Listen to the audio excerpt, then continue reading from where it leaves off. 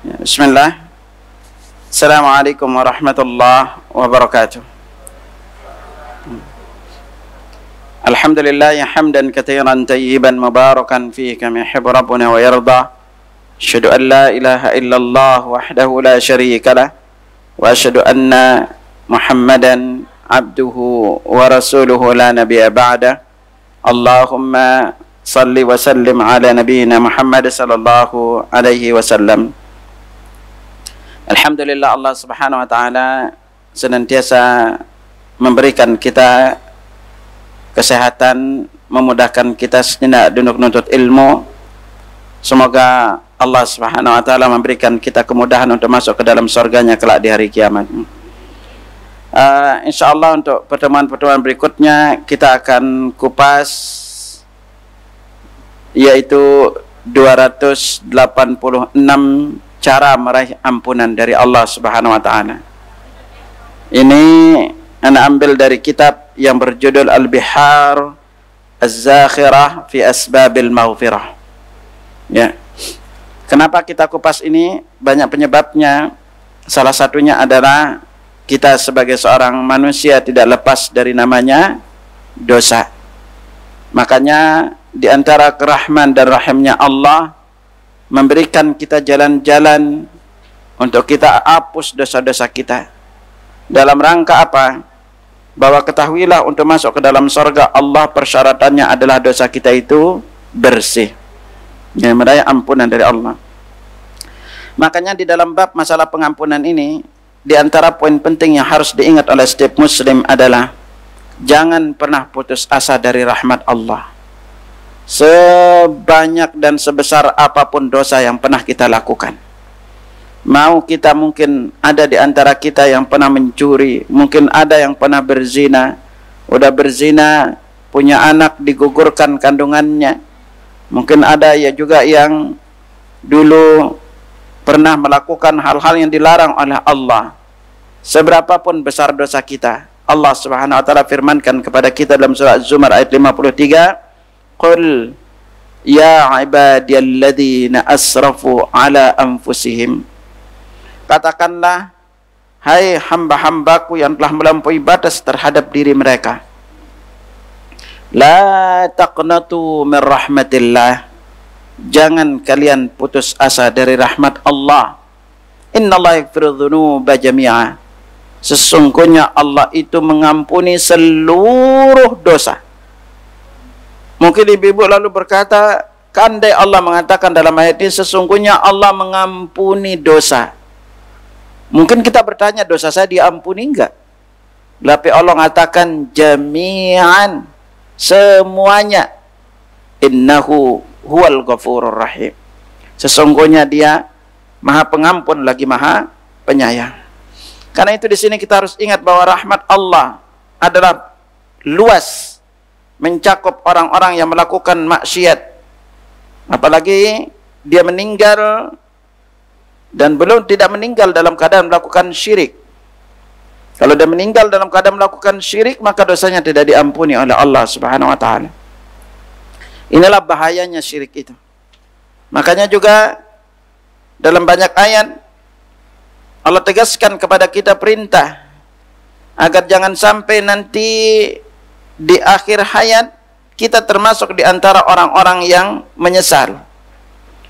Karena Allah firmankan kepada kita antaqula nafsun, supaya jangan ada yang mengatakan nanti ya hasrata ala ma farrattu fi jambillah. Amat besar penyesalan atas kelalaianku dalam menunaikan kewajibanku terhadap Allah.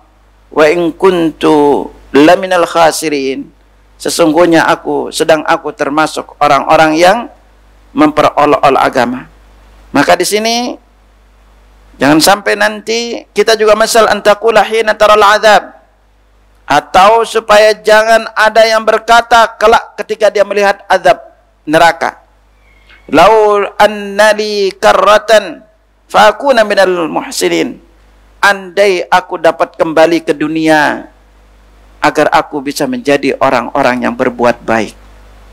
Dan sampai kita seperti itu nanti. Makanya dari hal ini Allah jelaskan kepada kita agar Untuk kita senantiasa bertaubat kepada Allah. Dan ketahuilah, Hajar Aswad itu aslinya warnanya putih. Maka Nabi katakan, nazalal Hajar Aswad minal jannati wa ashaddu bayadan minal laban. Hajar Aswad itu turun dari sorga dalam keadaan lebih putih daripada susu. Fasawwadathu khotaya bani Adam. Kemudian kesalahan-kesalahan anak Adam lah yang menjadikannya hitam. Makanya dosa-dosa kita, ikhwatal iman, perbuatan salah kita ini ngefek juga kepada binatang dan kepada benda-benda mati. Ya. Jangan menyangka ketika kita berbuat salah tidak ngefek kepada binatang yang lain. Ini Allah jelaskan kepada kita agar kita itu ngerti bahwa inilah efek dari perbuatan kita. Lalu di sini kita diperintahkan untuk bertaubat agar jangan pernah kita apapun dosa yang banyak kita lakukan. Allah sudah menyuruh kepada kita untuk segera bertaubat kepadanya. Maka dari itu, dalam hal ini, agar kita tidak pernah putus asa dari rahmat Allah, di antara salah satu hadis yang perlu untuk kita ingat, ini sebuah hadis qudsi yang panjang. Nabi SAW bersabda, Allah berfirman, ya ibadi, wahai sekalian hambaku, inni haramtu dzulma ala nafsi wa ja'altu muharraman bainakum fala tadzalamu. Sungguh aku menjadikan haram berbuat zalim kepada diri, aku telah mengharamkan zalim kepada diriku sendiri, wa ja'altu muharraman bainakum, dan aku menjadikan kezaliman itu juga haram di antara kalian, fala tadzalamu, maka janganlah kalian saling menzalimi. Ya ibadi, wahai hambaku, kullukum dhalun illa man hadaituhu. Sesungguhnya kalian semuanya tersesat kecuali yang aku berikan hidayah. Fastahduni ahdikum, mintalah hidayah kepadaku, aku akan berikan kalian hidayah. Ya ibadi, wahai sekalian hambaku, kullukum ja'iun illa man at'amtuhu. Semuanya kalian lapar kecuali yang aku beri makan. Fastat'imuni at'imkum, berintalah makan kepadaku, aku akan berikan kalian makan. Ya ibadi, wahai sekalian hambaku, kullukum ma'arin illa man kasautuhu. Semuanya kalian itu tidak berpakaian kecuali ya aku berikan pakaian. Fastaksuni aksukum, mintalah pakaian kepadaku, aku akan berikan kalian pakaian. Ya ibadi, wahai hambaku, innakum tukhti'una bil laili wan nahar. Kalian melakukan kesalahan siang dan malam. Wa na'afiru dzunuba jami'an. Sesungguhnya aku mengampuni seluruh dosa. Fastaghfiruni aghfir lakum. Mintalah ampun kepadaku, aku ampuni kalian. Ya ibadi, wahai hambaku, innakum lan tablughu dharri fatadurruni. Sesungguhnya kalian tidak akan mampu mendatangkan mudarat bagiku sehingga kalian bisa memudaratkanku. Walan tablughu nafi fatanfa'uni, dan kalian tidak akan mendatangkan manfaat bagiku sehingga kalian bisa memberikan manfaat kepadaku. Lalu ini hadis yang perlu jamaah kalian ingat. Ya ibadi, wahai sekalian hambaku, lau anna awwalakum wa akhirakum, seandainya golongan yang pertama sampai golongan yang terakhir, wa insakum wa jinnakum, dari golongan jin dan manusia, kanu ala atqa qalbi rajulin wahid minkum, seluruhnya menjadi manusia yang paling bertakwa seperti bertakwanya salah seorang di antara kalian, ma zada dzalika mulki syai'a, semuanya itu tidak menambah sedikit pun dari kerajaanku. Jadi agar kita ingat ya mas sekalian, bahwa seberapa pun rajin kita ibadah, tidak menambah kekayaan Allah.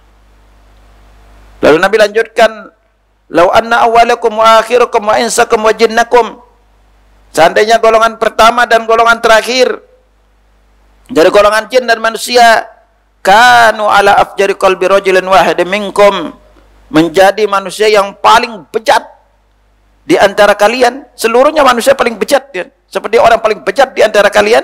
Apa kata Nabi? Kata Allah, mana qasadzalika min mulki syai'a, tidak mengurangi sedikit pun dari kekayaanku atau kerajaanku. Hadis yang ujungnya ini salah satu di antara hal yang perlu diingat oleh setiap muslim ketika dia berdoa kepada Allah. Apa kata Nabi Allah? Ya ibadi, wahai sekalian hambaku, law anna awwalakum wa akhirakum wa insakum wa jinnakum, seandainya golongan jin dan jadi yang pertama sampai yang terakhir, golongan jin dan manusia, qamu fi sa'idin wahidin, semuanya berkumpul di satu lembah. Jadi golongan pertama, terakhir, jin dan manusia berkumpul di satu lembah. Apa tujuannya? Fas'aluni, semuanya mereka meminta kepadaku. Fa'ataitu kulli insanin mas'alata, setiap yang minta itu aku beri semua permintaan apapun yang dia minta. Apa kata Nabi? Mana kata Allah, "Madza naqasa dzalika mimma 'indaka ma yanqusul mikhyatu idza udhal bahra." Tidaklah berkurang kekayaanku kecuali sebagaimana salah seorang di antara kalian masukkan jarum ke laut lalu diangkat jarum itu, hanya itu yang berkurang kekayaanku. Makanya kita jangan bangga, Bu, dengan kebaikan yang kita lakukan. Ya. Karena semua itu adalah kembali kepada diri kita sendiri. Mau kita berbuat baik, kembali kepada kita. Mau kita berbuat jahat, juga kembali kepada diri kita. Makanya Nabi lalu namakan innama hiya a'malukum uhsiha lakum. Sesungguhnya itu adalah amal kalian. Aku hitung amal kalian. Tuma'u wafikum iyaha. Kemudian aku balas perbuatan kalian itu. Faman wajada khairan falyahmadillah. Kalau dia mendapatkan kebaikan karena perbuatan itu, maka adalah dia memuji Allah. Wa man wajada ghaira dzalik, kalau dia mendapatkan selain itu, fala yalumanna ila nafsah, janganlah dia mencela kecuali dirinya sendiri. Ini jemaah sekalian. Jadi sini kita belajar apa? Bahwa kebaikan apapun yang kita lakukan tidak menambah kekayaan Allah. Keburukan apapun yang kita lakukan, bahkan seluruh makhluk semuanya berbuat jahat, berbuat maksiat, maka semua itu tidak menambah kekayaan Allah Azza wa Jalla. Maka di sini seorang muslim harus sadar akan perbuatannya. Sekali lagi, itu semua kembali kepada dirinya sendiri. Nah, kali ini kita akan singgungkan keagungan dan keutamaan ampunan dari Allah Subhanahu wa ta'ala, agar kita sebagai seorang muslim jangan pernah putus asa, agar kita tahu bahwa Allah Maha Pengampun. Maka dijelaskan apa? Maghfiratu dzunub sifatun min sifatillah. Jadi mengampuni dosa-dosa itu adalah salah satu di antara sifat-sifat Allah. Nah, ampunan Allah, ampunan terhadap dosa-dosa adalah rahmat dan karunia dari Allah. Sekaligus salah satu di antara sifatnya. Artinya apa? Kalau Allah memiliki sifat mengampuni dosa, di antara nama Allah apa? Al-Ghafur, Al-Ghaffar, Ar-Rahim, Al-Wadud. Ini di antara nama-nama Allah. Berarti kalau Allah memiliki sifat mengampuni dosa, berarti harus ada yang diampuni dosanya. Harus ada yang diampuni dosanya. Nah, makanya sifat ini jemaah sekalian menjadikan kita jangan pernah putus asa. Ah, Ustaz, gimana kalau berbuat dosa, taubat, dosa, taubat, dosa, taubat? Terus berbuat taubat selama berbuat dosa. Jangan pernah kita berkata, kita udah terus-terusan berbuat dosa, masa taubat dosa, taubat dosa. Justru kalau ibu berhenti bertaubat, terus berbuat dosa, maka yang bahagia adalah iblis. Ya. Makanya jangan siapapun yang datang kepada kita ngaku pernah melakukan dosa, maka beritahukan Allah Maha Pengampun. Jangan membuat orang putus asa dari rahmat Allah. Selama sekali lagi dia Nabi katakan kepada kita, innallaha yaqbalu taubatal abdi ma lam yughargir. Allah akan terima taubat seorang hamba selama nyawanya belum ada di tenggorokan. Makanya Allah akan berikan kita. Makanya Allah katakan kepada kita dalam surah Al-Hijr ayat 49, Nabbi ibadi anni anal ghafurur rahim. Beritahukan kepada hambaku bahwa sesungguhnya aku itu maha pengampun lagi maha penyayang. Tapi Allah tambahkan ayatnya, wa nabbihum anna adzabi huwal adzabul alim. Tapi beritahukan juga hambaku azabku adalah azab yang pedih. Ya, Al-Hijr ayat 49. Ya. Sampai Allah tegaskan kepada kita, ini kalau Allah azab kita karena dosa-dosa kita, Allah berfirman, Rabbukal ghafuru dzur rahmah. Tuhanmu itu maha pengampun lagi maha mempunyai rahmat. Allah tegaskan, lau yu'akhidhuhum bima kasabu. Seandainya dia mengadab mereka karena perbuatan mereka, la'ajjala lahumul adzab. Tentu dia akan menyerahkan azab bagi mereka. Ya, ballahum mau'idun la yajidu min dunihi mau'ila. Tetapi bagi mereka ada waktu tertentu untuk mendapatkan azab mereka, dan sekali-kali mereka tidak menemukan tempat untuk berlindung. Ya. Di sinilah juga Allah tegaskan kepada kita, ghafiriz dzam wa qabilit taubi syadidul iqab dzit taul illa ilaha illa huwa ilaihil masir. Yang mengampuni dosa, yang menerima taubat lagi keras hukumannya, yang mempunyai karunia, tiada Tuhan yang berhak disembah selain Dia, kepadanya lah semua makhluk akan kembali. Nah, di sini akhwatal iman rahimakumullah, agar selalu kita ingat bahwa Allah itu maha pengampun apapun dosa yang pernah kita lakukan. Bahkan bagaimana seandainya seluruh manusia enggak berbuat dosa, semuanya baik, apa kata Nabi? Laulam tudnibu la dhahaballahu bikum. Seandainya kalian tidak melakukan dosa, niscaya Allah akan melenyapkan kalian. Ya. Kalau kita nggak pernah berdosa, Allah nyapin kalian. Kenapa? Walaja'a biqaumin yudhnibun. Kemudian Allah akan ciptakan kaum yang melakukan dosa. Tsumma yastaghfirun fayaghfiru lahum. Kemudian mereka memohon ampun kepadanya, maka Dia pun akan mengampuni. Karena kenapa jemaah sekalian? Konsekuensi nama Allah. Dia maha pengampun. Kalau kalian gak berbuat dosa, siapa yang diampuni? Ya, konsekuensinya. Makanya di antara nama Allah misalnya Ar-Razzaq. Apa dia Ar-Razzaq? Beri rezeki. Berarti harus ada yang diberi rezeki. Makanya kita jangan pernah sedih. Makanya salah satu bentuk kita itu berbuat syirik kepada Allah adalah ketika kita takut punya banyak anak gara-gara nggak bisa memberinya makan. Itu bentuk syirik kita kepada Allah. Mau menikah takut gara-gara apa? Nggak bisa ngasih, nggak bisa ngasih makan istrinya. Ini dosa kita ini. Ingat, kita diciptakan oleh Allah. Kita sudah memiliki rezeki masing-masing. Allah sudah tegaskan kepada kita, wa ma min dabbatin fil ardi illa 'alallahi rizquha. Tidaklah setiap binatang melata di bumi. Dabbah itu yang melata. Kita ini termasuk karena berjalan. Allah tegaskan di bumi ini maupun binatang melata apapun, melainkan dia punya rezekinya itu di sisi Allah. Maka jangan pernah takut. Orang tua kita dulu jemaah sekalian, pendidikannya rendah.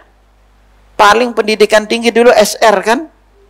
Tapi mereka punya keyakinan sederhana, banyak anak banyak rezeki. Itu aja. Makanya lihat orang tua kita coba. Gitu. Anak ketemu ada yang anaknya itu cerita, anda nanya, antum berapa saudaranya? 12 Ustaz. 12 saudara gitu. Subhanallah. Gitu. Nah ini akhwatal iman rahimakumullah. Jadi kita harus yakin bahwa Allah Subhanahu wa taala akan mengampuni dosa-dosa kita. Makanya Nabi Allah berfirman juga dalam hadis qudsi, "Ana 'inda dhanni 'abdi bi." Aku itu tergantung prasangkaan hambaku kepadaku. Kalau kita menyangka Allah mengampuni dosa kita, Allah ampuni dosa kita. Kalau kita menyangka Allah memberikan kita rahmatnya, diberikan kita rahmatnya. Kalau kita menyangka Allah mengabulkan doa kita, maka doa kita akan dikabulkan. Makanya bisa jadi ikhwatal iman, prasangkaan kita itu menentukan takdir kita. Kalau sekarang kita menyangka rezeki itu sulit, Allah kasih kita rezeki sulit. Kalau ibu menyangka punya anak itu sulit mendidiknya, benar sulit mendidiknya. Karena kan kita udah bilang, makanya doa kita kalau punya anak apa? Rabbi habli minasan. Apa? Habli artinya apa? Karuniakan. Berarti kalau anak soleh itu karunia dari Allah. Berarti tidak cukup kita merawatnya sendiri. Makanya kita disuruh berdoa. Ya. Makanya orang tua kita itu dulu ikhlas, doanya gampang doanya. Apa? Enggak banyak-banyak minta. Pokoknya anaknya itu jadi soleh, soleha. Itu doang. Ya. Nah, makanya di sini adalah ikhwatul iman rahimakumullah. Jadi ingat baik-baik. Allah itu Maha Pengampun. Apapun dosa yang pernah kita lakukan, orang yang bunuh 100 orang aja Allah ampuni dosanya. Ibu-ibu udah bunuh orang belum? Nggak pernah. Gitu. Ya, ya, alhamdulillah belum. Bunuh nyamuk sering ya. Ya, bunuh nyamuk sering ya gitu. Jadi kita jangan pernah sedih, Pak. Kita lanjutkan. Ya. Lalu di antara kemuliaan dan keagungan ampunan dari Allah, Allah menulis di dalam kitab rahmat dengan tangannya untuk menunjukkan keagungan ampunan Allah Subhanahu wa taala. Jadi Allah menulis rahmat itu sendiri dengan tangannya. Ya. Kalau Allah menciptakan makhluk dengan kun, maka ia pun menjadikan, maka apapun itu akan terjadi, kecuali beberapa makhluk yang mendapatkan kemuliaan yang Allah ciptakan dengan tangannya. Di antaranya Allah ciptakan dengan tangannya siapa? Adam alaihissalam. Lalu di antara yang Allah ciptakan dengan tangannya apa lagi? Al-qalam, catatan pena. Nah, dalam hal ini Allah berfirman, Nabi sabdakan, kataba rabbukum ala nafsi biyadi. Rabb kalian menulis atas dirinya dengan tangannya, qabla an yulqal khalqa, sebelum menciptakan makhluknya. Apa yang Allah tulis? Rahmati sabaqat ghadabi. Rahmatku mendahului murkaku. Ya. Dalam hadis lain Nabi sabdakan kepada kita, lamma qadallahu al-khalqa, ketika Allah menyelesaikan penciptaan, kataba fi kitabih, dia menulis di dalam kitabnya, fa wa indahu fawqa arshi, dan dia di sisinya di atas arsy-nya, inna rahmati ghalabat ghadabi, sesungguhnya rahmatku mengalahkan murkaku. Ya, jadi rahmat Allah itu maha luas dalam hal ini. Makanya kalau Allah namanya Ar-Rahman, yaitu Allah menyayangi seluruh makhluk, maka kita juga tidak boleh menyakiti makhluk apapun, hatta binatang. Ingatlah seorang wanita itu masuk neraka gara-gara seekor kucing. Nabi sabdakan kepada kita, "Udzibat imra'atun fi hiratin sajadatha hatta matat." Seorang wanita itu Bani Israel diadab gara-gara seekor kucing yang mati. Kenapa dia mati? Nabi jelaskan, la hiya at'amatha. Kucingnya tidak dikasih makan. Wala hiya tarakatha, dan dia tidak dikasih makan, tidak dikasih minum, dan tidak dibiarkan kucing itu mencari makannya sendiri. Nah, gara-gara itu Allah mengadab. Makanya kita nggak boleh, apalagi menyakiti manusia, apalagi menzalimi orang lain, maka dosanya akan jadi lebih besar. Makanya mas kalian, durhaka kepada ibu, dosanya itu 2 kali lipat dibanding durhaka kepada bapak. Ya, lebih gede dosanya kepada ibu. Ya. Ini kedudukan seorang ibu itu begitu luar biasa di dalam Islam, begitu mulia di dalam Islam. Makanya di sini ampunan dan rahmat Allah ini Allah tegaskan tadi kepada kita, qul ya ibadiyalladzina asrafu ala anfusihim, katakanlah ya hamba-hambaku yang melampaui batas terhadap diri mereka, la taqnatu min rahmatillah, jangan kalian putus asa dari rahmat Allah. Innallaha yaghfiru dzunuba jami'a, sesungguhnya Allah mengampuni seluruh dosa. Innahu wal ghafurur rahim, dan dia maha pengampun lagi maha penyayang.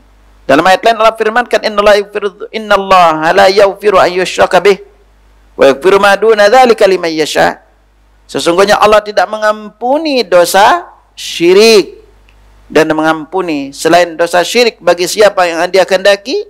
Wa man yusyrik billahi faqad iftara itsman 'azima, dan barang siapa yang bersekutukan Allah, maka sesungguhnya dia telah berbuat dosa yang besar.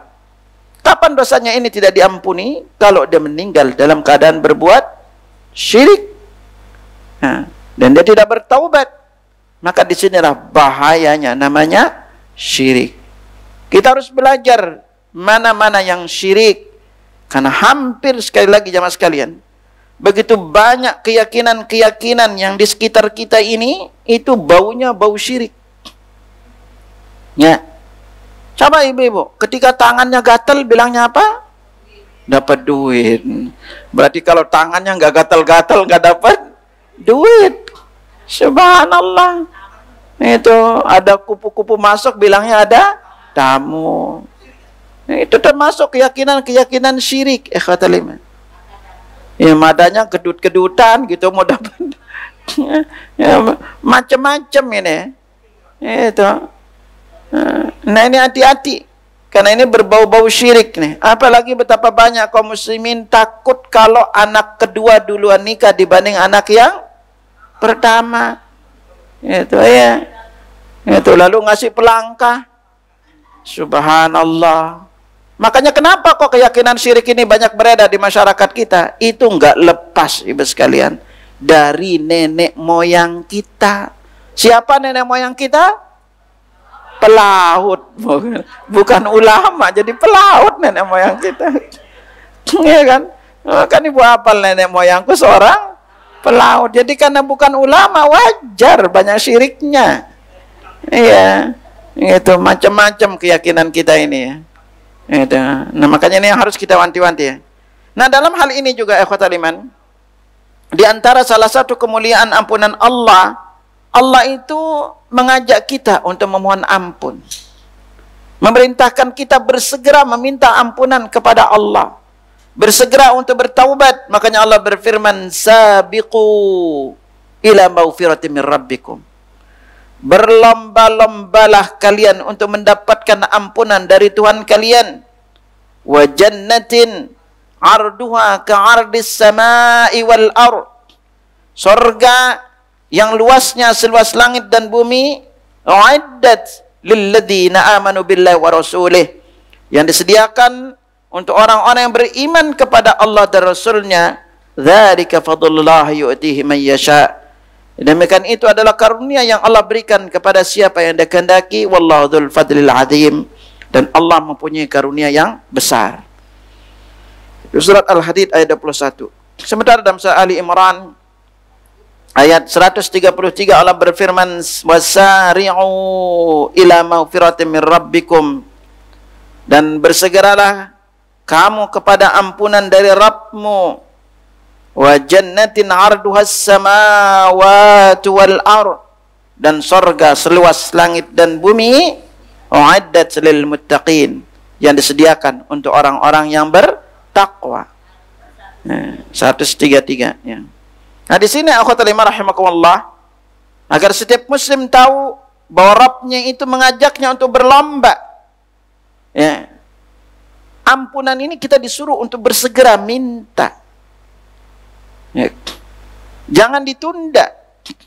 Makanya salah satu di antara penyebab orang meninggal su'ul khatimah adalah dia itu suka menunda taubatnya. Entar ajak taubat kalau udah tua. Kalau udah rambut putih, kalau sampai rambut putih, ya kan? Gitu kan. Nah ini ya rambut putih aja belum gitu kan. Nah jadi jangan nunggak. Pintu taubat itu selalu terbuka untuk kita siang dan malam. Allah sudah menyeru kepada kita bahwa yang melakukan dosa di waktu malam bertobatlah di waktu siang. Yang melakukan dosa di waktu siang bertobatlah di waktu malam. Karena pintu taubat ini akan terus terbuka sampai dengan hari kiamat. Allah akan terus buka pintu taubat. Tidak akan tertutup.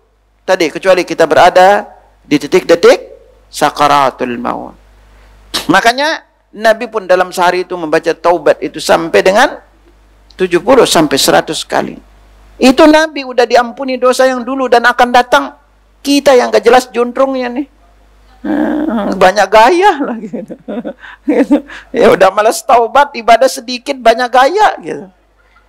Udah masalah lagi, udah ibadah update status lagi. Waduh gitu kan. Udah ibadah sedikit, update statusnya banyak. Itu hilang pahalanya. Itu makanya sampai ada seorang tabi'in berkata, "Inna amalakum qalilah." Amal kalian itu sedikit. Fakhlisu hadzal qalil. Ikhlasin yang sedikit ini. Udah sedikit tapi Masya Allah. Ya, udah baca Quran, alhamdulillah tadi malam dimudahin baca Quran. Tadi malam sholat tahajud, update status lagi, alhamdulillah nikmat rasanya bangun di malam hari bersimpuh kepada Allah. Ya, ya. Lagi umrah, update status OTW Mekah. Ya Allah, gitu. Ya. Iya gitu. Amal kita kehapus semua. Makanya belajarlah sembunyi-sembunyi beramal. Sembunyikan kebaikan kita, biarlah antara kita dan Allah yang tahu. Ya, jangan suka pamer-pamer.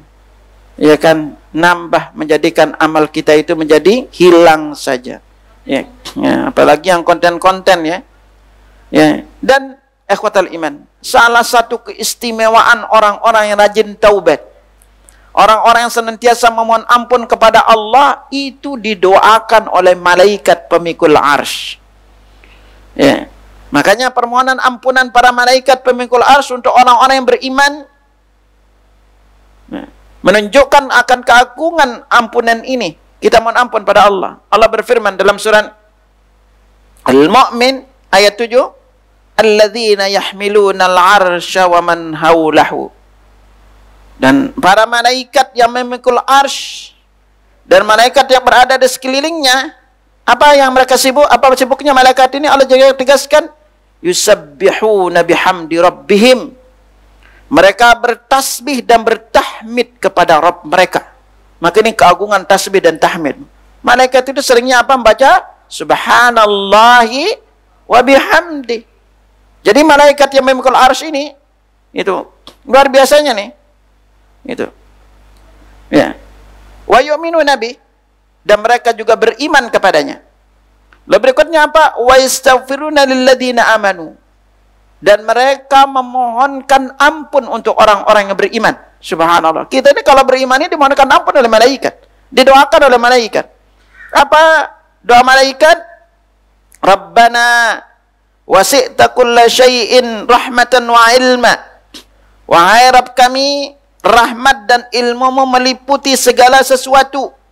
Faghfir lilladzina tabu. Ampunilah dosa orang-orang yang bertaubat. Jadi kalau kita taubat itu doain malaikat. Wattabi'u sabilaka, dan mengikuti jalanmu yang lurus. Jadi kalau kita ngikutin jalan yang lurus didoain malaikat. Waqihim adzabal jahim, dan jauhkan mereka dari azabmu yang pedih. Jadi di sini akhwatul iman, kalau tiap hari kita bertaubat, ya, memohon ampun kepada Allah, kita membaca misalnya astaghfirullah wa atubu ilaih, atau astaghfirullahal azim alladzi la ilaha illa huwal hayyul qayyum wa atubu ilaih. Nabi katakan, ghufira lahu wa in kana farra minaz zahab. Dosanya diampuni walaupun dia lari dari medan perang. Ini malaikat pemikul arsy ini akhwatul iman. Nabi sabdakan kepada kita, gedenya Nabi bersabda, udzinali an uhadditha an malakin min malaikatillah min hamalatil arsy. aku diizinkan bercerita tentang salah seorang dari malaikat pemikul arsy. Ma baina sahmati udhunihi ila atiki. Jarak kata sahma itu daun telinga paling bawah nih. Jarak daun telinga paling bawah ke pundaknya masiratu sab'imiati am. Perjalanan 700 tahun. Sini ke sini, akhi. Perjalanan 700 tahun. Besarnya wallahu alam. Besarnya malaikat. Jibril aja memiliki 600 sayap. Satu sayap itu nutupin timur dan barat. Ya. Gede-gede. Makanya kalau kita tamasya ke neraka, Bu. Sekali-kali kita singgung nih tamasya ke neraka. Ya. Sebelum kita tamasya ke sorga, ya. Ya, biar kita ngerti. Apa Nabi katakan kepada neraka? Girsu ahlin nar kal jabalil Uhud. Gigi geraham penghuni neraka itu sebesar gunung Uhud, Bu. Giginya tuh. Gigi penghuninya. Gigi gerahamnya, akhi. Antum tahu gigi geraham? Ya udah gigi geraham itu sebesar gunung Uhud. Wallah alam gede. Tebal kulitnya kata Nabi itu 70 hasta. 70 meter tebal kulit. Satu penghuni nih. Satu penghuni. Masya Allah. Makanya Nabi itu dalamnya neraka itu, Nabi pernah dengar sebuah benda jatuh, duk, beriana. Jatuhnya. Lalu Nabi bertanya, tahukah kalian apa itu? Sahabat mengatakan, Allah wa Rasulullah alam. Allah Rasul yang tahu. Kata Nabi apa? Itu batu yang jatuhin dari bibir neraka sampai ke dasarnya setelah perjalanan 70 tahun. Tempat duduknya pun di neraka itu udah Mekah Madinah, Bu. Jaraknya. Satu orang tuh duduknya. Makanya makhluk di neraka itu makhluk super besar. Kenapa kulitnya tebal sampai 70 hasta? Karena azab di neraka itu mayoritasnya adalah azab kulit. Ya, kulit. Allah udah tegaskan kepada kita, kullama nadijat juluduhum. Setiap kali kulit mereka itu hangus terbakar. Badalnahum juludan ghairaha. Kami ganti dia dengan kulit yang baru. Kenapa? Untuk apa? Liyadzuqul azab. Untuk mereka rasakan pedihnya siksa neraka. Makanya sekali-kali ini kita kupas sih, tamasya ke neraka. Ya. Nah, kita ngerti. Ya, apa-apa azab neraka itu? Berapa tingkatan neraka? Apa makanan penghuni neraka? Apa minuman penghuni neraka? Amalan-amalan apa yang menyebabkan orang diazab neraka? Siapa yang kekal di neraka? Siapa yang pasti mampir dulu di neraka baru dikeluarkan dari neraka? Dan berapa lama orang itu mendapatkan azab seperti itu? Banyak sisi. Ngerinya, besarnya neraka itu luar biasa. Dan nanti di padang mahsyar dia akan datang. Ingat, neraka itu bisa berbicara. Surga neraka itu bisa berbicara.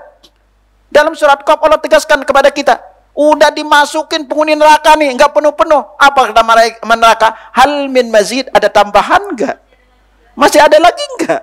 Itu sampai Allah letakkan kakinya di neraka, baru neraka itu mengatakan cukup. Ya, itu. Maka sekali-kali insya Allah kita kepingin untuk mengupas ini, ya. Ya, biar pada siap-siap. Terutama yang merasa udah lansia, ya. Ya, apalagi kalau kita kupas malam pertama di alam kubur. Ya, malam pertama di alam kubur, ya. Mari kita lanjutkan di antara keutamaan kelima, ampunan Allah Subhanahu wa taala. Nikmat Allah kepada nabinya dengan memberi ampunan yang sempurna, ya. Salah satu nikmat Allah Subhanahu wa taala, Allah berikan kepada nabinya itu banyak kenikmatan. Salah satu nikmat paling sempurna itu adalah Allah kasih dia ampunan. Makanya Allah Subhanahu wa taala firmankan kepada kita, "Inna fatahna laka fathan mubina." Sesungguhnya kami telah memberikan kepadamu kemenangan yang nyata. Liyaghfira lakallahu ma taqaddama min dzambika wa ma ta'akhkhar. Untuk Allah mengampuni dosamu yang dulu dan yang akan datang. Wa yutimma ni'matahu 'alaik. Dan untuk menyempurnakan nikmatnya kepadamu, wa yahdiyaka siratan mustaqima, dan memberikanmu petunjuk ke jalan yang lurus. Ya. Maka Nabi sampai bersabda, "Nazalat alayya al-barihah suratan hiya ahabbu ilayya minad dunya wa ma fiha." Telah turun kepadaku tadi malam sebuah surat yang lebih aku cintai dari dunia dan seisinya. Lalu beliau menjelaskan dalam ayat lain, "Inna fatahna laka fathan mubina." Nah, karena Allah sudah memberikan nikmat, menyempurnakan nikmatnya kepadanya, maka Nabi pun layak bersyukur, ikhwatal iman. Makanya Nabi pun karena ini, lalu seperti apa gambaran syukurnya Nabi? Kita lihat potret syukurnya. Sebagaimana diriwayatkan Aisyah radhiyallahu anha, karena Rasulullah sallallahu alaihi wasallam idza shalla qama hatta tafattara rijlah. Apabila Rasulullah sallallahu alaihi wasallam salat, beliau berdiri sampai kedua kakinya itu pecah-pecah. Faqalat lahu radhiyallahu anha, lalu istri beliau Aisyah radhiyallahu anha berkata, "Ya Rasulullah, atasna'u hadza wa qad ghafarallahu laka ma taqaddama min dzambika wa ma ta'akhkhar." Wa Rasulullah, engkau melakukan ini sementara Allah telah mengampuni dosamu dulu dan akan datang. Faqala sallallahu alaihi wasallam, kemudian Nabi bersabda, "Ya Aisyah, wa Aisyah, afala akuna 'abdan syakura?" Tidaklah aku menjadi hamba yang bersyukur. Makanya di sini kita belajar jemaah sekalian. Yang namanya syukur bukan dengan syukuran. Ya.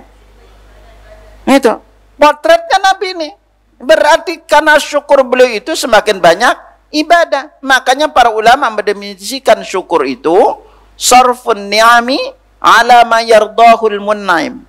Menggunakan nikmat yang diberikan oleh pemberi nikmat di tempat yang diridhoi oleh yang memberikan nikmat. Itu namanya syukur. Allah memberikan kita uang, gunakan di tempat yang kita perlukan yang baik-baik. Jangan beli untuk beli rokok. Orang yang merokok itu dosanya banyak banget. Serius tuh. Ada sekitar 100 dosa yang merokok. Benar tuh. Itu, iya. Orang merokok itu paling banyak ditanya nanti di akhirat. Di padang mahsyar itu kita ditanya 4 perkara loh. Umur dipakai di mana?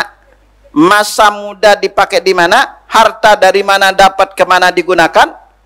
Lalu ilmu ditanya dipakai digunakan untuk apa? Orang merokok itu umurnya paling banyak dihabisin.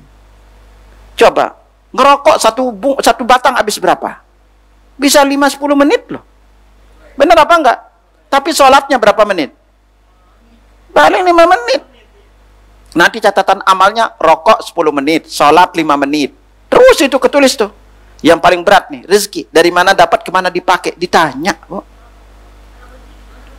Ya, itu. Kalau mau berhenti ngerokok, suaminya, anda bisa terapi, Bu. Ya, 5 menit, pahit tuh rokoknya. Ya, bisa diterapi, yang penting mau.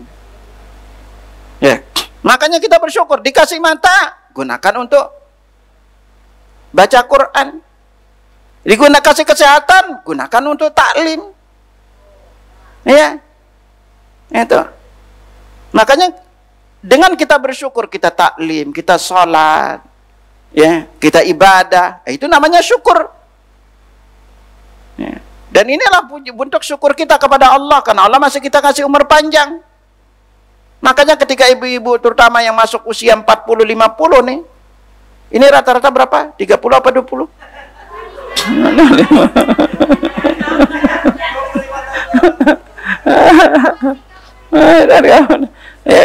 Ya. Ini kalau kita udah masuk usia 40 ke atas, ini persimpangan jalan kita ini.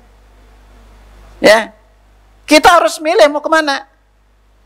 Usia 50, wah ini udah titik tolak nih. Mau kemana jalan kita, ke surga atau neraka, itu kelihatan di usia 50 itu. Iya. Kalau usia 60, umat kita, umat Islam itu dikasih batas taubat, berbuat baik itu 60-an. Kalau 60 nggak baik-baik, jamin masuk neraka. Kita dikasih tunda sampai usia 60 nih. Karena Nabi katakan, "Amar ummati ma baina 60 ila 70." Umur umatku itu kisarannya 60 sampai 70 tuh. Sedikit kata Nabi yang melampaui itu. Coba aja kita lihat ya. 60. Kemarin ada taziah ke salah satu jamaah. Suaminya usianya berapa? 46 meninggal.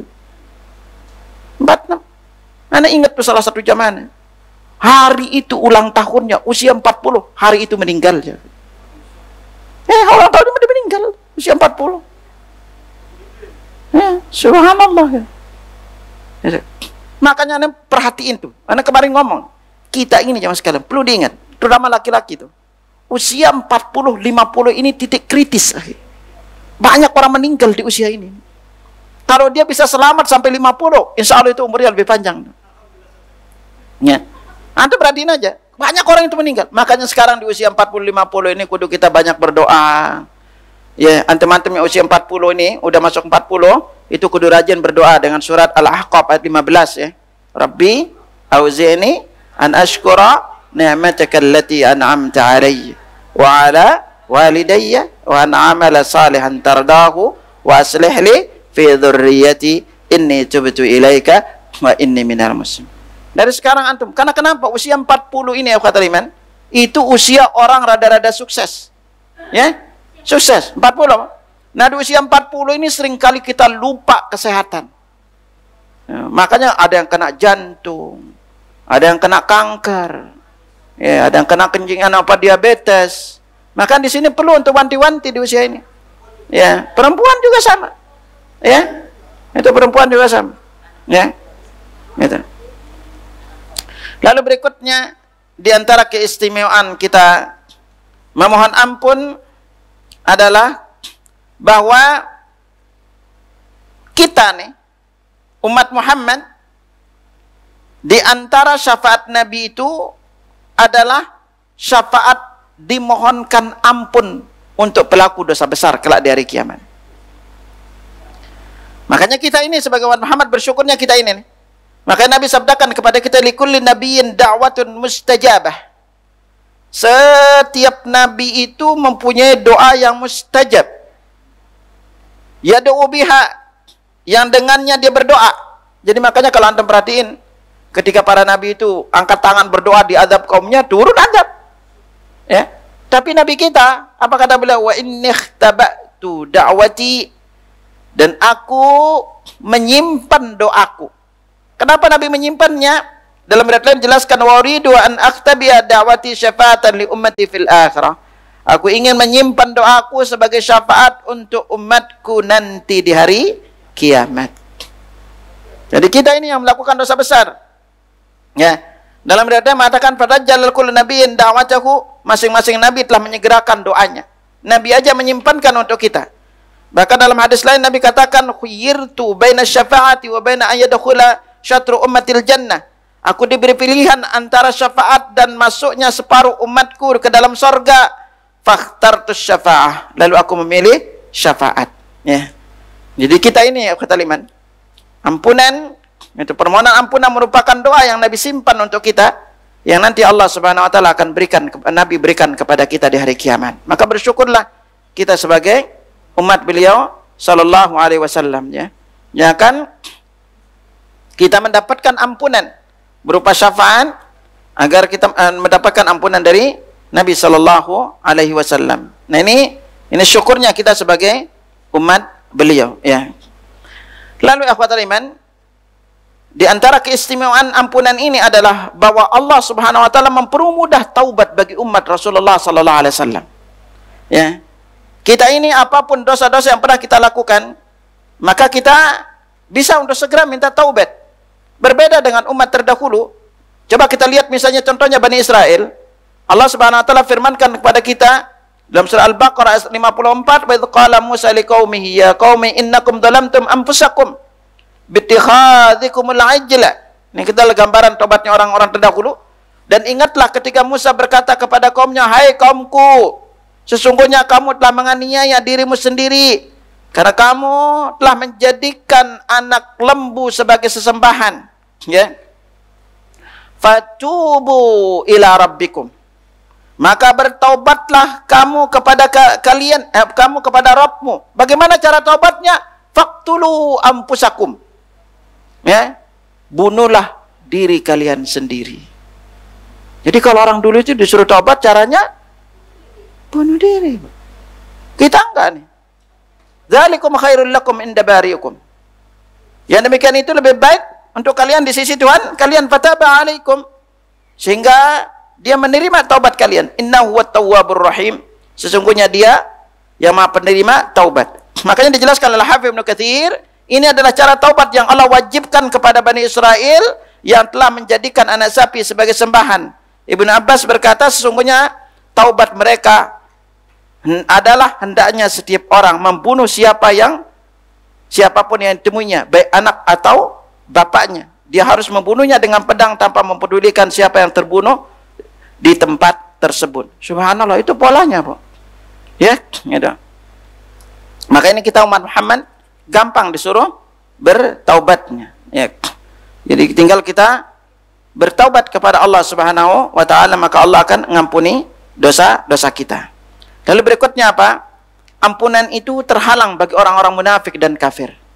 Ya, jadi kalau kita bersifat munafik, Allah nggak ampunin dosa kita. Ya, itu. Makanya nih, nah di antara ini bukti kemuliaan dan keagungan ampunan itu hanya diberikan kepada orang-orang beriman. Makanya Allah Subhanahu wa taala tegaskan antara munafik, wa idza qila lahum ta'alu yastaghfir lakum Rasulullah.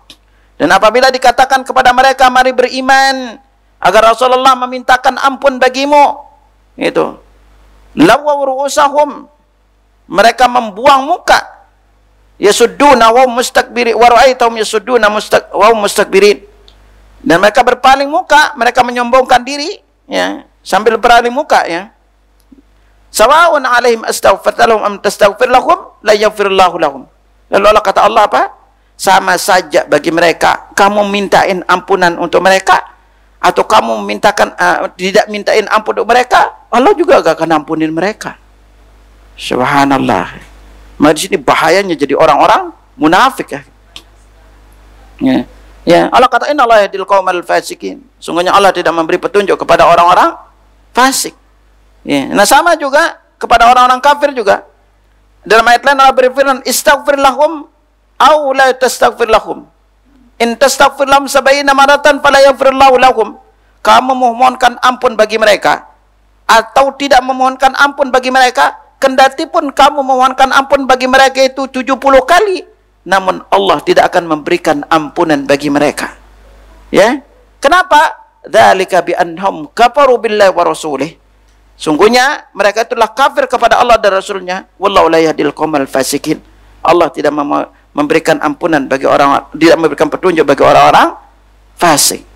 Makanya kalau kita bagi jamaah yang memiliki orang tua dalam keadaan non muslim sudah meninggal dunia, maka haram hukumnya kita memohonkan ampun bagi mereka. Ya, nggak boleh. Itu. Nah, kalau masih hidup kita doain dapat hidayah. Tapi kalau ada meninggal nggak boleh. Allah pun tegur, ya. Lihat itu. Bagaimana Nabi Ibrahim memohonkan ampun untuk bapaknya, ditegur oleh Allah. Ya.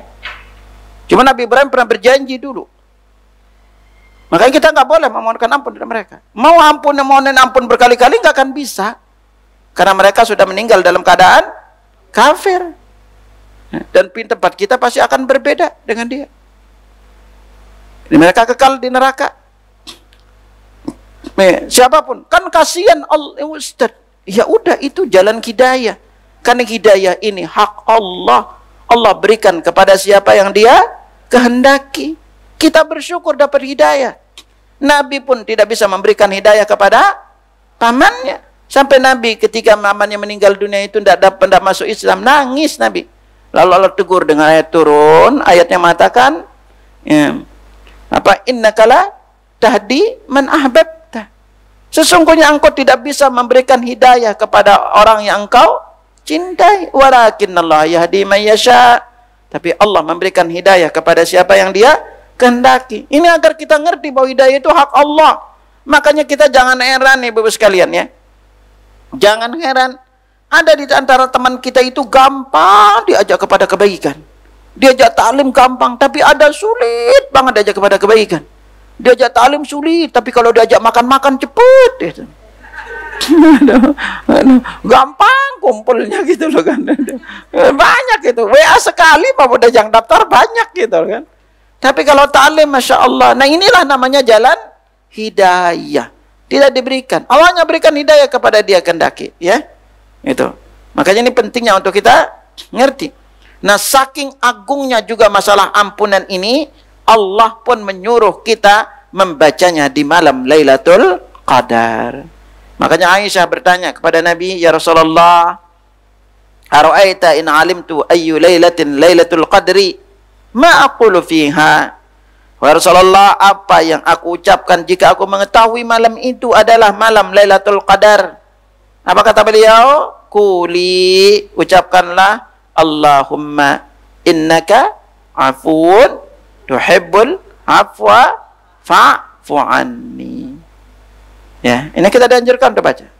Lalu apa bedanya kok pakainya tidak mengatakan Allahumma innaka ghafurun tuhibbul maghfirah faghfirli? Kenapa al-afu ini secara makna lebih luas, Bu? Kalau al-afu maknanya itu dosa kita diampuni plus catatan dosanya dihapus, Bu. Jadi nanti kita ini setiap kita melakukan dosa itu walaupun sudah diampuni catatannya masih ada. Nanti kita lihat tuh, ibu kemarin gosipin orang, ada tuh catatannya, Bu. Ibu kemarin cemberut sama orang lain, ada catatan dosanya. Ya, ya. Apalagi ibu dulu tuh pas SMA makan 5 gorengan bilangnya 3, ada catatannya, Bu. Itu catatan masih ada. Ada tugas akhir. Ya, ada. Ya, ibu-ibu tuh yang nawar sama tukang sayur, nawarnya banyak tuh nawarnya. Kebanyakan ya catatan kata-kata ibu dicatat sama malaikat. Ya, belum bayar lagi itu. Ya. Nawar sayur tuh gitu kan. Ya. Nah, makanya di sini kita disuruh rajin-rajin. Karena kenapa? Kenapa disuruh di malam Lailatul Qadar itu diucapin? Agar nanti itu dihapus di catatan takdir kita itu. Ya. Makanya kenapa ya Mas kalian? Ini salah satu keistimewaan besar kita istighfar. Nabi SAW bersabda di antara besarnya kita istighfar, "Man yuridu an tasurrahu sahifatuhu falyuktir fiha minal istighfar." Siapa yang ingin kelak kalau dibagiin catatan amalnya dia bahagia, isi dia dengan banyak-banyak lapas istighfar. Makanya ibu-ibu sekarang kalau ditanya amalan apa yang paling cocok di usia tua zikirnya, istighfar. Udah, banyak istighfar. Beda. Memang ada istighfar. Istighfar yang paling abdal kan bunyinya apa? Nanti kita akan singgung ya. Yang paling abdal itu adalah sayyidul istighfar. Allahumma anta rabbi la ilaha illa anta khalaqtani wa ana abduka wa ana ala ahdika wa wa'dika mastata'tu a'udzu bika min syarri ma sana'tu abu'u laka bi ni'matika alayya wa abu'u bi dzambi faghfirli fa innahu la yaghfiru dzunuba illa anta. Ini saya tulis istighfar.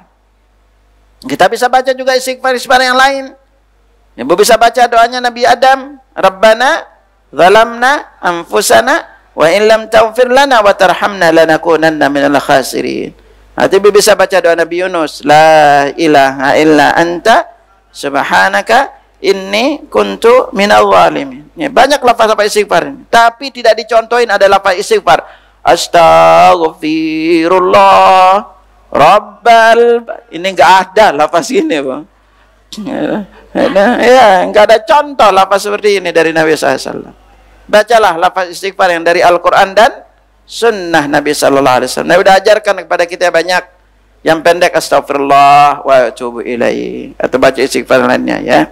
Makanya kalau kita lihat dakwah para nabi itu adalah mengajak kepada memohon ampunan kepada Allah. Banyak makanya perintah untuk memohon ampunan kepada Allah. Misalnya kita lihat Nabi Nuh ya. Apa kata Nabi Nuh? Faqultu astaghfiru rabbakum innahu kana ghaffar. Ini salah satu di antara keutamaan istighfar besar. Surat 71, surat Nuh ayat 10 sampai 12. Faqultu astaghfiru rabbakum innahu kana ghaffar. Mohonlah kalian ampunan kepada Tuhan kalian karena sesungguhnya Dia Maha Pengampun. Nah, kalau kita mohon ampun apa efeknya? Duh, lihat pahalanya, keutamanya. Yursilis samaa'a 'alaikum midrar. Allah akan turunkan kepada kalian hujan yang lebat. Midrar itu artinya terus-menerus tuh. Berikutnya apa? Wa yumdidukum bi amwalin wa banin. Allah akan mengaruniakan kepada kalian amwal, harta, wabanin, dan anak. Wa ja'alakum jannatin wa ja'alakum anhar. Allah akan menumbuhkan untuk kalian kebun-kebun dan mengalirkan untuk kalian sungai-sungai. Maka di sini akhwatal iman, kalau rezeki kita sempit, rajin-rajin istighfar.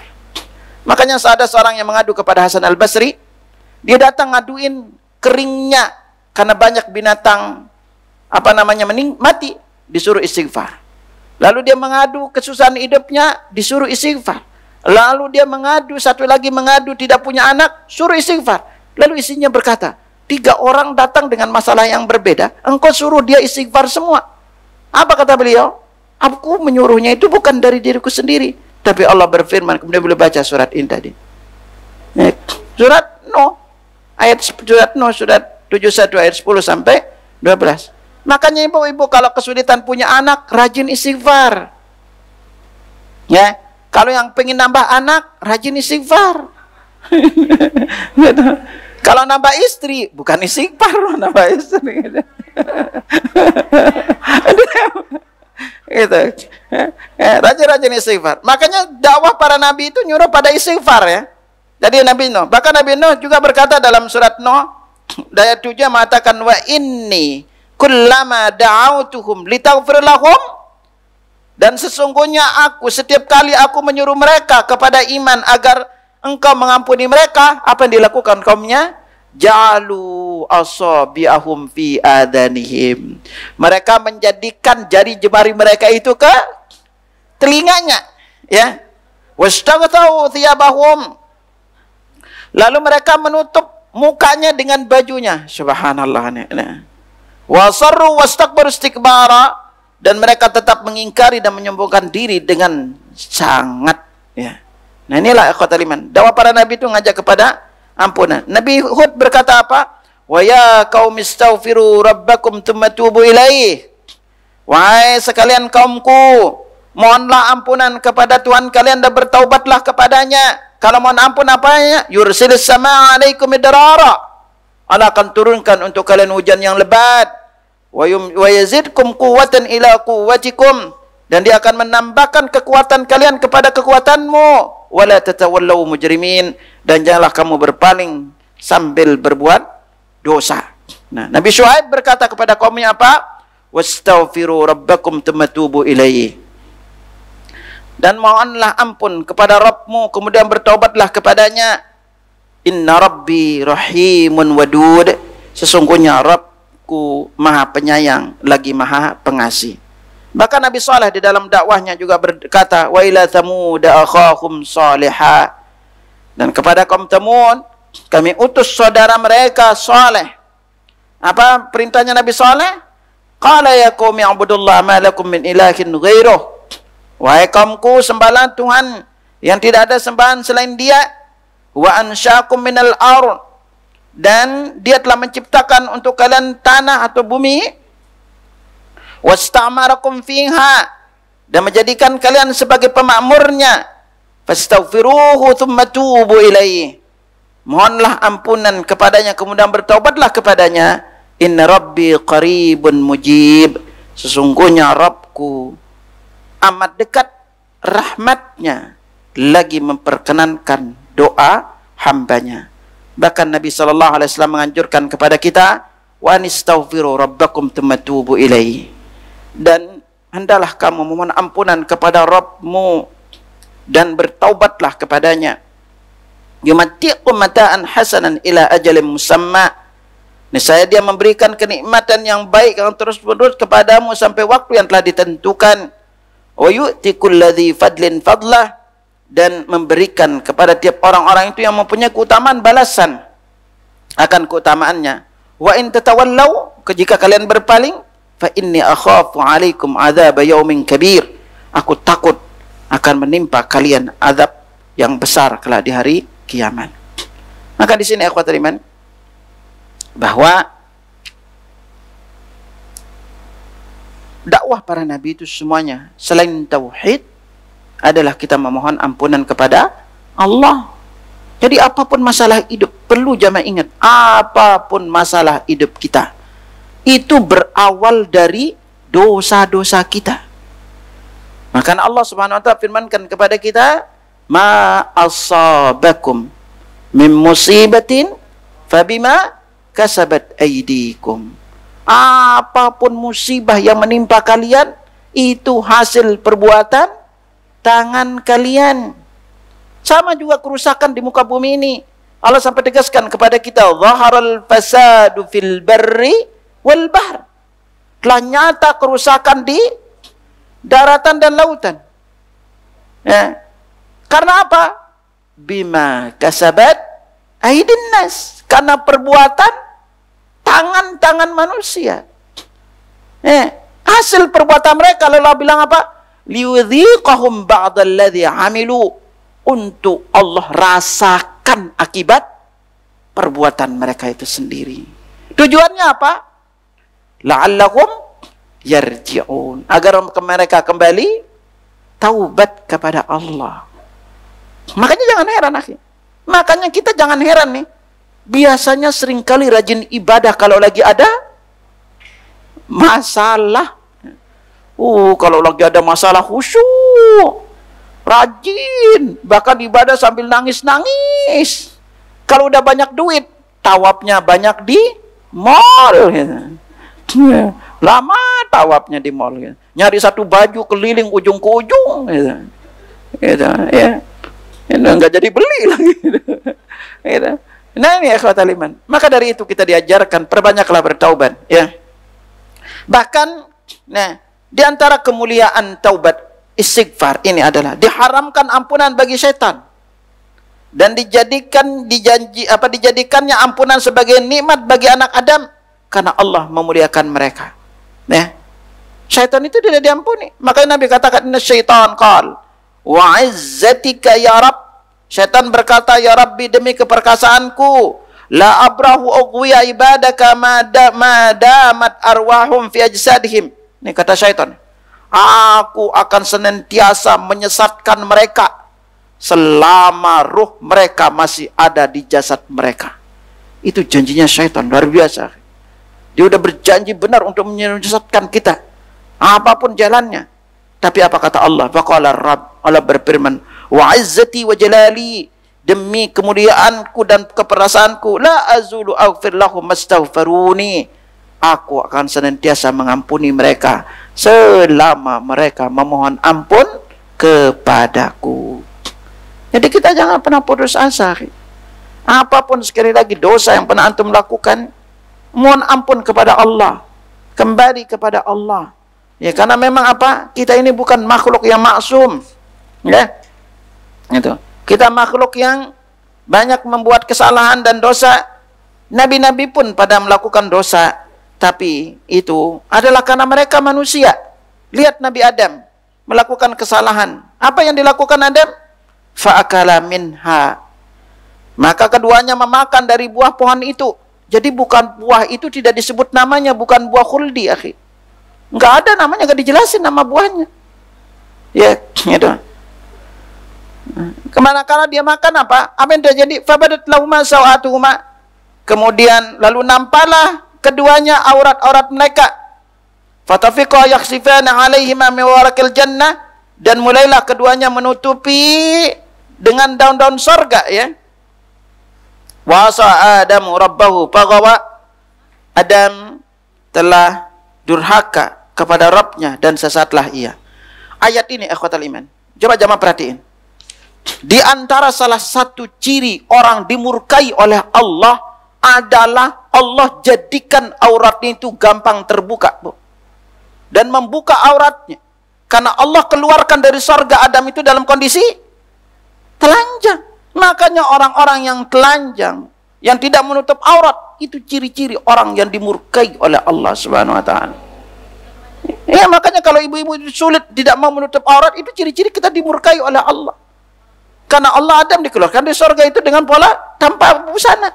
Makanya hati-hati, kita jangan bangga. Makanya disebutkan di antara ciri wanita yang tidak akan cium bau surga. Maka penting sekali-kali itu kita kupas. Wanita-wanita yang dirindukan neraka. Bukan dirindukan surga, dirindukan neraka. Neraka kangen apa itu? Ya. Salah satunya apa? Itu kasiyat, ariyat, mumillat. Ya, berpakaian tapi telanjang. Ya. Ibu-ibu di kepalanya ini aja ini ada 20 potensi dosa, Bu. Di kepala doang. Ya. Ya, misalnya apa? Dosa-dosa besarnya. Lihat. Satu. Jadi buka dulu ya. Memotong alis. Cukur tuh alis itu. Udah cukur alis buat baru. Lalu apa lagi kalau ditato? Double lagi tuh dosanya. Orang yang mentato, yang ditato termasuk yang dilaknat. Sekali-kali nanti anak kupasin deh. Wanita-wanita yang mendapatkan laknat.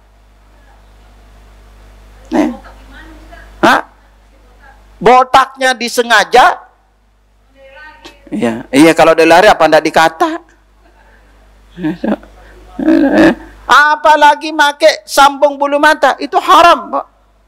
Mau dia pakai sanggul kek, lalu apa sekarang namanya tuh bulu matanya tuh? Apa namanya, Bu? Apa? Ya udahlah gitu namanya gitu. Ya. Semua yang disambung rambut itu haram ya. Mau pakai sanggul kek, mau pakai tambah bulu mata itu jadi haram semua. Tidak boleh. Oke. Perlu diingat baik-baik. Ya, jangan dibiasain. Haram itu. Dia termasuk wanita yang dilaknat. Ya. Ya. Maka di sini perlu untuk diwanti-wanti. Ya.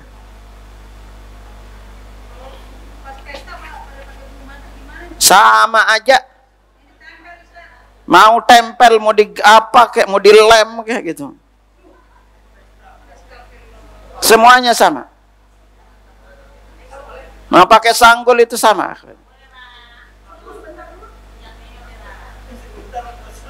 Yang saya khawatir sebentarnya itu dia pakai lalu meninggal gimana?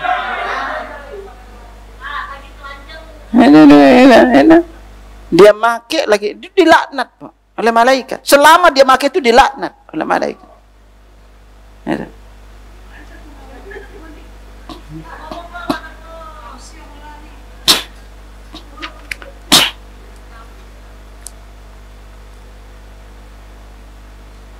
Dan di antara mulianya rahmat ini, ampunan ini, itu ampunan itu terhalang bagi pelaku bid'ah.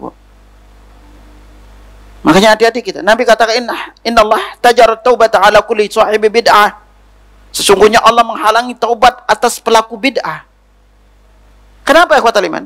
Dalam ayat mengatakan, Allah hajabat taubata an kulli sahibi bid'atin hatta yada'a bid'atahu. Sesungguhnya Allah menghalangi taubat atas setiap pelaku bid'ah sehingga ia meninggalkan bid'ahnya. Kenapa ya ikhwatal iman? Orang melakukan bid'ah itu, ingat, makanya seorang tabi'in berkata, al-bid'atu habbu ila iblis minal ma'siyah. Al-bid'atu habbu ila iblis minal ma'siyah. Bid'ah itu lebih disukai oleh iblis dibanding perbuatan maksiat. Kenapa? Al-ma'siyatu yutab. Orang berbuat maksiat itu taubat. Pelaku bid'ah itu enggak taubat. Antum nakal-nakalnya tahu kalau mencuri itu dosa. Tahu kalau zina itu dosa. Tahu kalau dosa itu dosa. Tapi kalau antum melakukan bid'ah, bisa diperjuangin akhi, karena kita menyangka itu amal soleh. Bahkan nyalahin orang-orang yang menolaknya. Lihat coba misal, maaf nih. Ketika saudara-saudara kita antum itu misalnya tidak maulidan, dibilang tidak cinta Nabi. Antum kalau nggak tahlilan bilangnya apa? Kayak kucing aja mati. Iya bang nggak? Iya. Kok apa di masyarakat antum nggak tahlilan? Dijauhin, pelit banget nih sama keluarganya. Itu konsekuensinya. Ya. Apa kalau antum goyangnya zikir-zikir macam-macam gaya zikirnya? Betah tuh kalau lama-lama mutar kepala lama-lama. Itu kan? Karena menganggap itu sebagai ibadah. Salah, tapi bid'ah. Ya, dijadiin sebagai ibadah, sulit untuk diingetin. Ya, makanya salah satu di antara perkara besar yang kita hadapi di tengah masyarakat kita adalah ketika yang menyimpang atau bid'ah itu dianggap sebagai sunnah, yang sunnah itu dianggap sebagai bid'ah. Ya. Makanya ini bentuk bahayanya. Dan orang-orang melakukan bid'ah nanti tidak akan bisa minum dari telaga Rasulullah sallallahu alaihi wasallam. Makanya hati-hatilah kita di dalam melakukan ini, ya. Nah, lalu akhwatul iman rahimakumullah, di antara keistimewaan kita memohon ampunan kepada Allah Subhanahu wa taala kelak di padang mahsyar, Allah Subhanahu wa taala, ampunan ini walaupun kita kelak membawa dosa sebesar bumi, Allah akan ampuni dosa-dosa kita. Karena itu Nabi sallallahu alaihi wasallam sabdakan kepada kita, ya,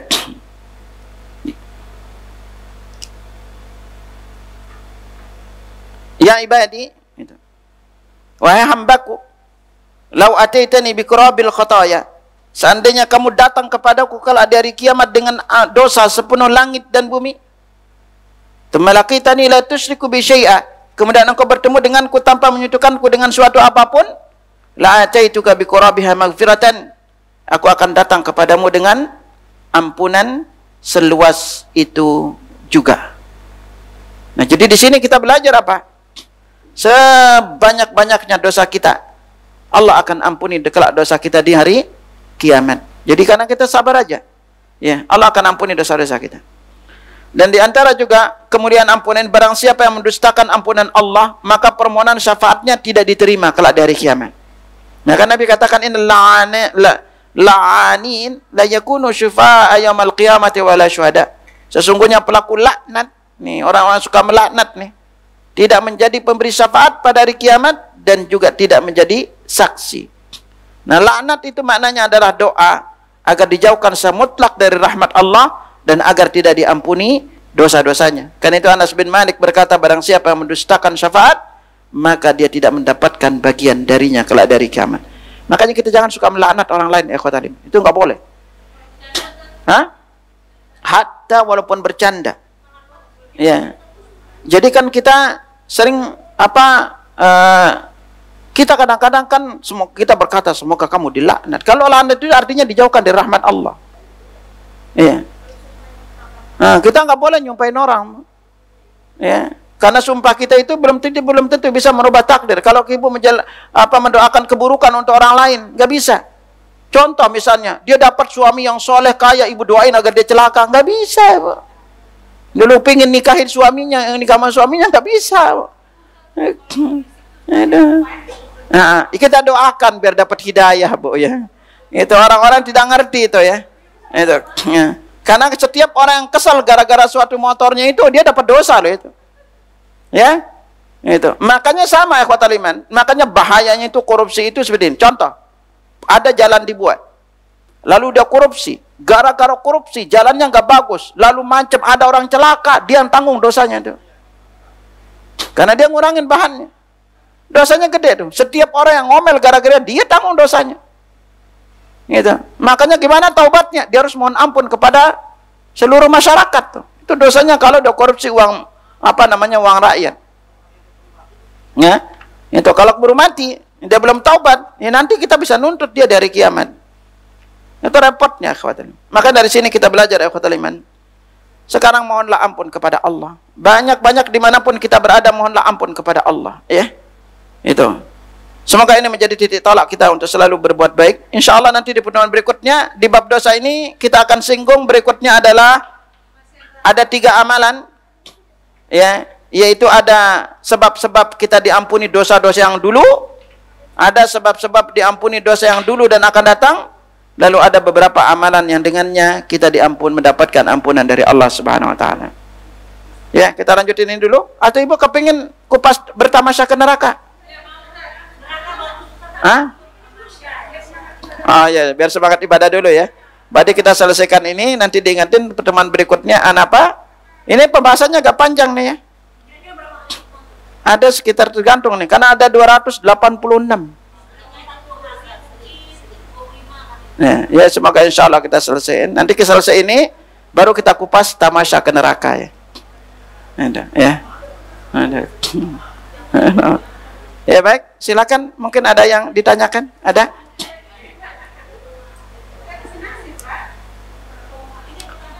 Sebentar lagi maghrib. Ya. Ada tandanya? Silakan.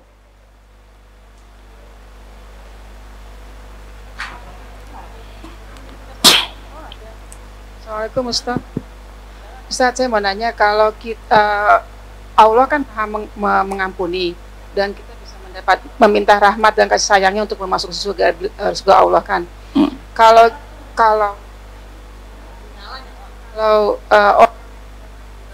orang besar, apakah bisa masuk surga tanpa hisab dengan rahmat dan kasih sayangnya, dan apabila sudah bertobat dan hijrah? Ya, bismillah, akhwatal iman. Karena Nabi sudah tegaskan kepada kita bahwa ada karakteristik orang-orang yang masuk surga tanpa hisab. Di antaranya dijelaskan apa? La yastarqun wa la yatatayyarun. Ya, mereka tidak minta diruqyah dan tidak melakukan tatayyur. Tatayyur itu adalah karakteristik apa yang dilakukan oleh orang-orang kafir Quraisy dulu. Kalau mau keluar, dia itu lepas burung. Kalau ke kanan jadi pergi, kalau ke kiri nggak jadi pergi. Nah, makanya tatayyur itu berasal dari katair, jadi burung, ya. Nah, wa ala rabbihim yatawakkalun. Lalu dia bertawakal kepada Rabbnya. Ini karakteristiknya, ya. Nah, kalau dia bertaubat, benar bertaubat, kita berdoa semoga kita termasuk golongan itu. Yang penting kita bertaubat serius, ya. Ya, kita bertaubat benar-benar taubatan nasuha, bisa jadi itu. Allah mudahin. Terus saja kita berdoa. Semoga kita termasuk di antara orang yang masuk surga tanpa hisab. Allah ampuni dosa-dosa kita, ya, ketika kita hidup di dunia ini, ya. Ini ada pertanyaan, Ustaz, saya telah berzina dan bertaubat, tapi saya berzina lagi dan bertaubat lagi, tapi saya berzina lagi. Apakah taubat saya masih diterima? Bagaimana agar saya tidak kumat berzina lagi? Ya. Ya, kata Liman, catat baik-baik. Ya. Jadi di tubuh kita ini, setiap kita melakukan aktivitas baru akan terbentuk saraf baru. Ya. Nah, contoh, ketika kita sekali ke masjid, itu kebentuk saraf ke masjid, Bu. Ketika ibu sekali taklim, itu kebentuk saraf taklim. Jadi ketika ibu lakuin terus taklim, itu kebentuk kayak myelin, kayak saraf sendiri, Bu. Nah, ketika saraf ini menguat dan membesar, itu kalau ibu nggak taklim, nggak enak rasanya. Ada yang kurang. Sama ibu kalau misalnya sering sholat awal waktu nih, ya. Kalau ibu sering sholat awal waktu, itu terbentuk myelin, Bu. Sholat awal waktu. Itu kalau ibu udah sering sholat awal waktu, nggak sholat awal waktu, itu nggak enak rasanya, Bu. Sama dengan dosa, Bu. Ketika dia pertama melakukan zina, ini kebentuk saraf zina namanya, Bu. Ketika dia lakukan lagi, kebentuk lagi. Semakin gede, itu lepasnya sulit, alias jadinya kecanduan, Bu. Jadi justru kalau dia menikah, nggak nikmat, Bu. Justru nikmatnya itu dia berbuat zina. Nah, cara pertama apa? Maka langkah terbesar pertama untuk taubat, ubah teman, Bu. Ubah teman, ubah lingkungan. Makanya ibu-ibu, teman-teman yang ngerokok, sulit berhenti ngerokok kalau ketemunya dengan teman merokok. Nggak bisa. Antum nggak ngerokok, nggak CS sama kita. Nggak bestie gitu. Ya kan, ya. Sulit. Antum nggak punya rokok, pasti dikasih, akhi. Ya kan? Itu, makanya langkah pertama disuruh kita itu pisah dulu. Lepas dulu teman-teman yang lama. Biar kita hidup di suasana baru. Biar kita dapat teman-teman baru. Biar kita dapat semangat baru. Itu langkah pertama. Dan kalau memang sulit, sekarang kenapa nggak nikah? Ustaz, dia udah nikah. Makanya salah satu penyebab berzina itu adalah tidak mensyukuri istrinya. Dan salah satu penyebab terbesar dia berzina itu apa? Karena dia itu terlalu sering lihat wanita-wanita lain. Akhirnya dia lihat istrinya itu tidak indah lagi. Sekarang dia udah 10 tahun menikah, dulu istrinya paling cantik. Kalau udah 10 tahun mah yang sebelah yang lebih cantik. Maka selalu rumput tangga lebih hijau. Gitu kan? Karena kalau nikah hanya dia kepingin dapat nikmatnya itu pasti akan selesai, Pak. Makanya ingat baik-baik nih. Ingat ibu-ibu. Kalau ibu niatnya menikah karena pingin bahagia, oleh uji ibu dengan kebahagiaan itu. Bisa jadi sulit dapat kebahagiaan. Kalau ibu menikah karena dapat suami tampan, Allah uji dengan ibu dengan suami yang tampan itu. Karena banyak yang meliriknya. Niatnya apa? Niatkan berkeluarga itu untuk ibadah karena Allah. Makanya kalau dia niatnya ibadah, maka Allah akan cukupkan dia. Ya, cukupkan dia dengan istrinya. Dia akan Allah karuniakan anak yang soleh dan soleha. Itu niatnya. Makanya kalau kita terlalu memilih, maka Allah tidak akan kasih ibu. Karena semua orang punya kekurangan. Jangan terlalu milih. Nanti ibu kalau memilih sekarang kelihatannya bagus, nanti juga nggak bagus. Wanita kalau sekarang cantik, kalau udah punya 3 anak kendor semua, Bu, gitu kan. Ya kan? Serius, muka udah mulai keriput, udah ini, belum badan nanti gendut gitu loh kan. Itu konsekuensi. Kalau kepingin gak gendut, rawat dia kayak artis, jangan suruh hamil. Karena apa? Ngerawat diri aja gitu loh kan. Tapi kan bukan itu tujuan menikah. Kita menikah pengen dapat anak yang akan mendoakan kita kelak jadi aset kita untuk akhirat kita. Itu makanya nikahlah karena tujuan ibadah. Karena ingat, ibadah paling lama kita lakukan itu adalah berkeluarga, menikah. Makanya kalau dia ingin taubat melakukan ini, lepas dari teman-temannya. Ya, banyak berdoa kepada Allah. Ingat, kalau dia berzina, maka dia tidak akan, Allah bisa jadikan kenakan penyakit yang lainnya. Dan ingatlah, nanti ikhwatal iman, perlu diingat, zina itu bisa ngepek ke anak, Bu. Kalau sekarang dia senang berzina, bisa jadi anaknya kelak akan dizinai oleh orang lain. Ingat, zina itu termasuk azab yang disegerakan. Ada 3 azab yang disegerakan, dosanya nih, efeknya. 1, istri yang durhaka sama suami, disegerakan azabnya tuh. 2, wanita yang berzina. 3, anak yang durhaka kepada kedua orang tuanya. Makanya kalau berzina itu cepat hamil loh, Bu. Cepat. Dan kalau udah terjadi zina dan lahir anak, aibnya itu terus berlanjut. Anak yang lahir dari zina, 1, haram dibinkan kepada bapak biologisnya. 2, kalau bapak biologisnya meninggal dunia, kalau wanita, maka tidak boleh menjadi walinya. 3, karena dia bukan anaknya. Namanya anak asli itu walinya adalah kalau darah asli lewat pernikahan. Maka hakim bisa menjadi walinya. Nabi katakan al-hakimu waliyun man la waliyalahu. Lebih berikutnya apa? Bapak biologisnya tidak punya kewajiban untuk menafkahinya.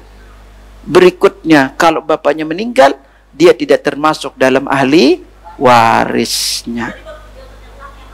Ya, ini kan 1, haram dibinkan. 2, tidak boleh menjadi walinya. 3, tidak masuk dalam warisnya. 4, anak ini tidak, orang biologisnya tidak wajib memberikan nafkah kepadanya. Kalau yang serahkan azab 3. 1, istri yang durhaka kepada suami. 2, zina. 3, anak yang durhaka kepada kedua orang tua. Maka ini disegerakan azabnya, ya. Maka di sini berhati-hatilah ikhwatal iman, ya. Ibu-ibu, zina termasuk. Makanya cepat orang zina itu cepat hamil loh. Ya, ini udah lama pengen punya anak, gak punya anak. Kalau zina sekali 2 itu isi, Pak. Kan disegerakan azab. Dan aibnya itu akan terus berlanjut. Ya, itu. Makanya kita ingat kisah tuh. Dulu dia berzina, Bu. Lalu dia menikah. Setelah punya anak, ternyata anaknya itu berzina dengan orang lain. Makanya hati-hati efek dari perbuatan zina ini, ya. Nah, salah satu penyebab diturunkannya azab adalah penyebarnya zina. Maka dari itu berhati-hatilah, jaga ibu yang punya anak, rawat dia. Ya, jangan bangga anak ibu punya pacar. Ingat, kalau anak ibu pacaran, kemanapun dia dibawa oleh pacarnya, maka orang tuanya tanggung dosanya, Bu. Oh iya. Iya. Itu. Selama itu orang tuanya akan tanggung dosanya, ya. Baik, demikian dulu. Udah sebentar lagi adzan. Subhanakallahumma wa bihamdika asyhadu an la ilaha illa anta astaghfiruka wa atubu ilaik. Assalamualaikum warahmatullahi wabarakatuh.